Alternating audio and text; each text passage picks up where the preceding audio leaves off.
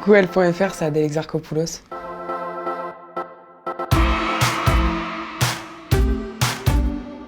Si je devais faire l'intro du L en Agnès, ça durerait très longtemps, ce serait très malaisant, et je pense que ça ferait ça.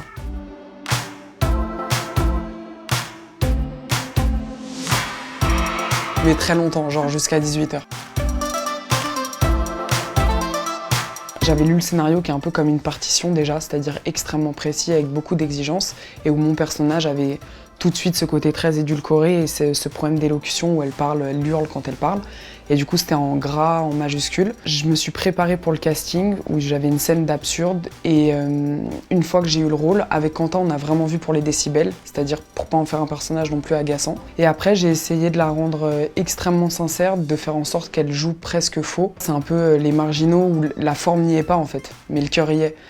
C'est comme les gens qui n'ont pas les mots alors qu'ils ont tout dans les yeux ou dans le cœur.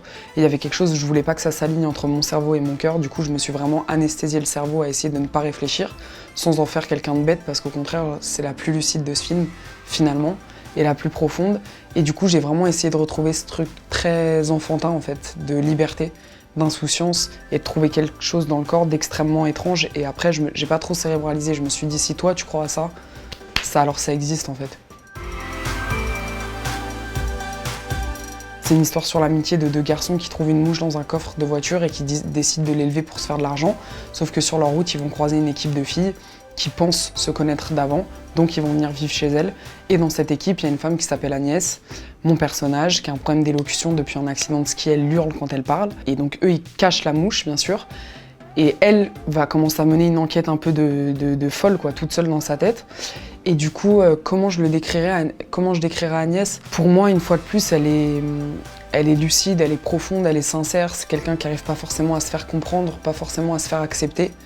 Je sais que moi, j'en connais plein comme ça dans mes équipes, ou que je peux observer ça un peu partout. Ça me fait presque penser au cinéma de Depardon. Parfois, on n'a pas la forme, on n'a pas les conventions, on n'a pas les codes. Mais ça n'empêche qu'on a énormément d'humanité en fait. Et j'aime bien ces gens qui ne sont dans aucun camp, dans aucune forme de convention. Et pour moi, Agnès, c'est elle.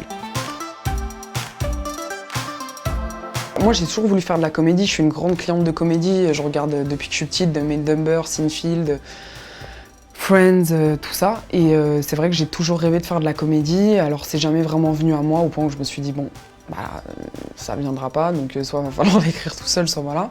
Et j'ai eu la chance cette année de rencontrer Jonathan, enfin, c'est mon ami, mais artistiquement de travailler avec Jonathan Cohen et son co-scénariste et réalisateur Jérémy Galland. Et après, il y a eu Dupieux, où voilà, moi, le cinéma de Dupieux, depuis Steak, je le suis. Je trouve que c'est extrêmement original et singulier, et du coup, j'avais trop de chance d'être entre les mains de ces deux maîtres, en fait. Donc franchement, pour une entrée en comédie, je me sens super chanceuse. C'est la scène où il y a un face-à-face entre Agnès et la mouche, parce que j'ai l'impression, en tout cas c'est ce que je me raconte, mais qu'elles se reconnaissent. Vous savez, c'est comment expliquer? On se côtoie tous, on se confie des choses, etc. On s'apprivoise, on est un peu comme des animaux, mais c'est très rare de se dire que tu comprends quelqu'un profondément sans avoir besoin de mots. C'est même au-delà de la complicité, ce que je raconte, c'est vraiment un truc de foi, quoi, presque. Et pour moi, le moment où elle voit la mouche, je pense que c'est la première fois qu'elle voit quelqu'un qui la comprend, et du coup, ça l'effraie autant que... Bon, après, c'est ce que je me raconte, je suis vraiment... Voilà, la mouche et moi. J'ai pas vraiment d'anecdote particulière. Déjà, c'est assez marrant d'avoir une mouche au HMC, l'habillage, maquillage, coiffure qui est avec nous, qui a besoin de la même attention, voire un petit peu plus. Parce que voilà, c'était beaucoup d'effets et qui est extrêmement bien faite. Donc déjà, on joue avec une mouche. Après, la moitié des scènes, c'est quand même extrêmement loufoque. Soit il y a des crottes, soit... voilà, faut hurler. Et surtout, c'est vrai que mon personnage, il a amené quelque chose où c'était quand même super dur de se concentrer, même pour l'ingé son, tellement je devais hurler. Et du coup... il y a eu beaucoup de fou rire. Je me rappelle que la première fois que tout le monde m'a vu en Agnès, c'était impossible de ne pas rigoler. Je vais pas vous convaincre, je pense que c'est une période où il ne faut pas se forcer. Mais honnêtement, Mandibule, c'est une expérience de lumière et de cinéma. Je pense qu'on a tous besoin un peu de légèreté et de lumière en ce moment, vu à quel point la société agonise. C'est quand même des acteurs exceptionnels. Je parle de mes camarades. C'est du cinéma Dupieux, c'est léger, ça dure 1h17, franchement ça fait du bien. D'explorer un genre que j'avais jamais exploré avant. La comédie, ça m'effrayait un peu parce que moi, ce qui me fait rire, c'est quand les choses elles sont très sincères et très premier degré en fait, quand c'est pas des sketchs ou que le contexte qui joue.